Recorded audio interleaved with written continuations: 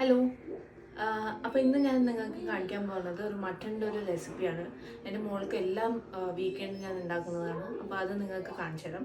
I hope you can try this with your kids as well. ഇത് almost ഒരു 500 ഗ്രാമിൻ്റെ bone, mutton ബോണാണ്, lamb bone.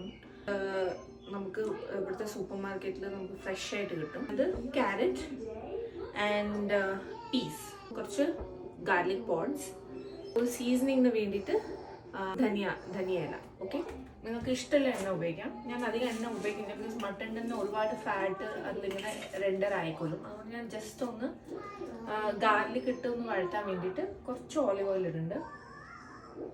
എൻ്റെ മോൾക്കാണെങ്കിൽ അങ്ങനെ തന്നെ ഒരു മസാല ഇല്ലാണ്ട് ഇട്ട് കൊടുത്താൽ അവൾക്ക് ഭയങ്കര ഇഷ്ടമാണ്. അതുകൊണ്ട് ഞാൻ ഇതിൽ മസാല ഒന്നും ആഡ് ചെയ്യില്ല. നിങ്ങൾ കുട്ടികളുടെ ചോയ്സ് അനുസരിച്ചിട്ട് മസാല ഇഷ്ടമാണെങ്കിൽ മസാല ഇടാം, നിങ്ങളുടെ ഇഷ്ടം. അതൊന്ന് തന്നെ ചൂടായി കഴിഞ്ഞാൽ അതിൽ ഇനി നമുക്കിതൊന്ന് നന്നായി വഴറ്റാം.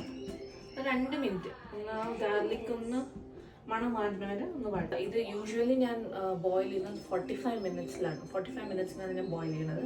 45 മിനിറ്റ്സിൽ എക്സാക്ട് നന്നായി സോഫ്റ്റായിട്ട് falling off the bone meat പരുവത്തിലാവും.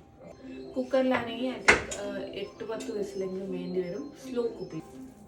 ഗാർലിക്കിൻ്റെ മണം മാറി തുടങ്ങിയത് നമുക്ക് ഇതിലേക്ക് ഈ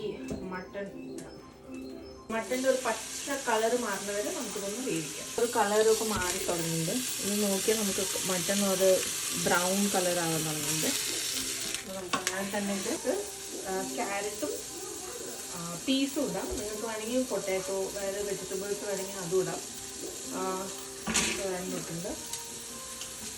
ഒന്ന് വഴറ്റി കൊടുക്കണം.